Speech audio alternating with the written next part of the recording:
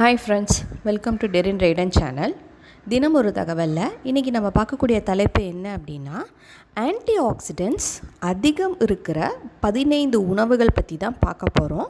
அது மட்டும் இல்லை, இந்த ஆன்டி ஆக்சிடென்ட்ஸோட முக்கியத்துவம் என்ன, அதை சாப்பிட்றதுனால நமக்கு எவ்வளோ நன்மை, அதை பற்றிய வீடியோ தான் இது.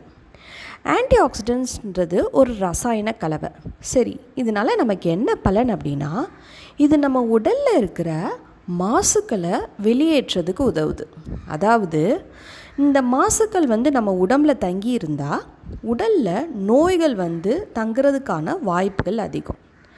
உடலை தூய்மைப்படுத்தி பாதுகாக்கிறதுக்கான முக்கிய காரணியாக எது இருக்குது அப்படின்னா இந்த ஆன்டி ஆக்சிடென்ட்ஸ்.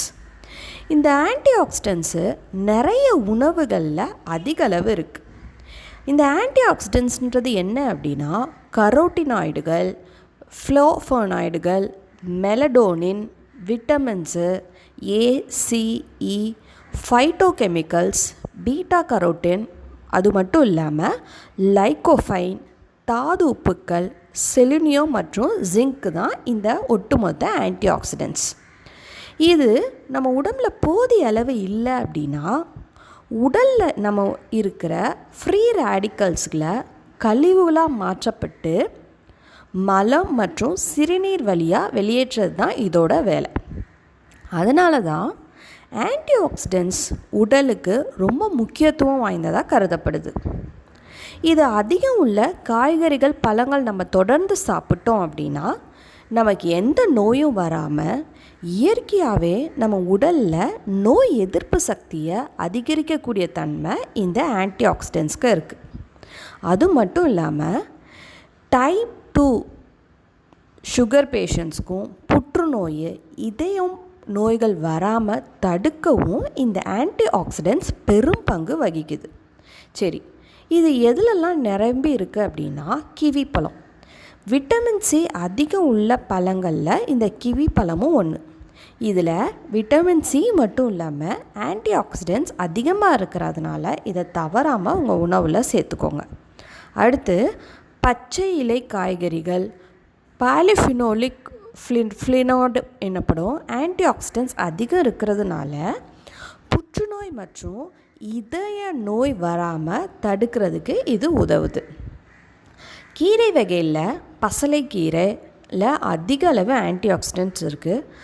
இதில் இருக்கிற லியூட்டின், ஜீசாந்தனின் என்னும் கரோட்டினாய்டு ஆன்டி ஆக்சிடென்டாக இருக்கிறதுனால மூளையில் ஏற்படக்கூடிய பிரச்சனைகளை தடுக்குது இந்த பசலைக்கீரை.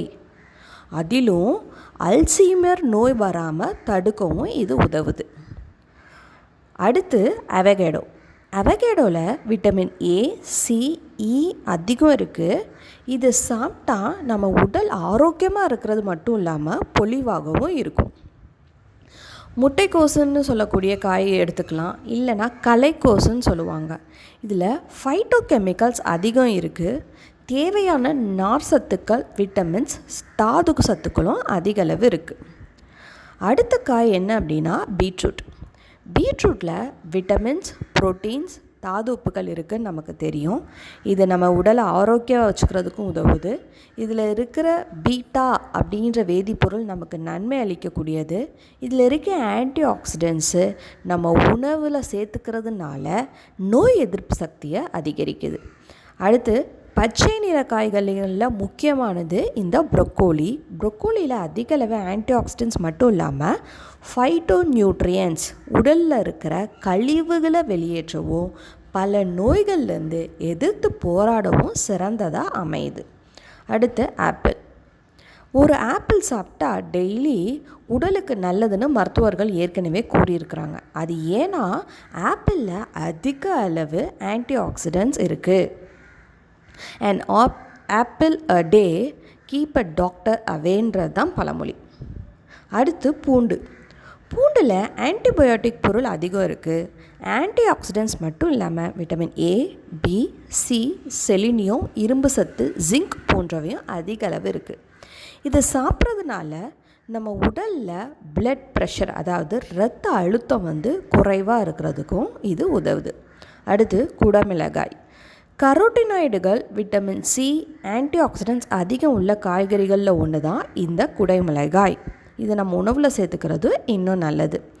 சிட்ரஸ் பழங்களில் ஒன்றான ஆரஞ்சு பழத்துலையும் விட்டமின்ஸ் இ, ஏ, ஃப்ளோஃப்ளோனாய்டுகள் மற்றும் பீட்டா கரோட்டின் அதிக அளவு இருக்குது. இந்த பழத்தை சாப்பிட்றதும் நல்லது. நம்ம சேனலை இது வரைக்கும் சப்ஸ்கிரைப் பண்ணாதவங்க மறக்காமல் சப்ஸ்கிரைப் பண்ணுங்கள். பெல் ஐக்கானை கிளிக் பண்ணுங்கள். அப்போ தான் நான் அனுப்புகிற வீடியோஸோட நோட்டிஃபிகேஷன்ஸ் உங்களுக்கு வரும். நீங்கள் எல்லா வீடியோஸையும் பார்க்கலாம். அடுத்து பீன்ஸ் வகைகள் எல்லாத்துலேயுமே ஆன்டிஆக்சிடென்ட்ஸ் அதிக அளவு இருக்குது.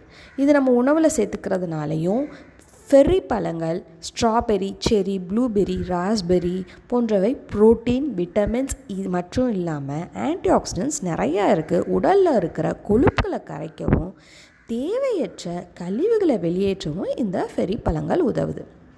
அடுத்து என்னன்னு பார்த்தீங்கன்னா மாதுளைப்பழத்தில் ஆரஞ்சு பழத்துக்கு விட அதிக அளவு ஆன்டிஆக்சிடென்ட்ஸ் இருங்க. அது மட்டும் இல்லைங்க, இருக்கிறதுலே பெஸ்ட்டு பழம் சொல்லவா, தக்காளியில் லைகோஃபைன் எனப்படும் ஆன்டிஆக்சிடென்ட் இருக்கிறதுனால நம்ம உடலை தாக்கக்கூடிய கிருமிகளை அழிக்கிறதுக்கு அதிக அளவு உதவுது. அது மட்டும் இல்லாமல் இதை நம்ம தொடர்ந்து சாப்பிட்டோம் அப்படின்னா உடலில் கொழுப்புகள் சேருவதை தடுக்கவும் எடை குறைக்கவும் இந்த தக்காளிங்க அதிக அளவு உதவுது. அதனால் பச்சை நிற காய்கறிகள், பீன்ஸு, பருப்பு வகைகள், பழங்களை உங்கள் உணவில் அதிகம் சேர்த்துக்கோங்க. ஆன்டிஆக்சிடென்ட்ஸ் அப்படின்றது நம்ம உடலை உச்சந்தலையிலேருந்து உள்ளங்கால் வரை நோயிலிருந்து பாதுகாக்கக்கூடிய ஒரு பாதுகாப்பு படலமாக இருந்து நம்மளை காப்பாற்றிக்கிட்டு வருது. அதிகம் உள்ள உணவை சேர்த்துக்கோங்க. வளமோடு வாழுங்க. வளமான எதிர்காலத்தை உருவாக்குங்க. Thank you friends.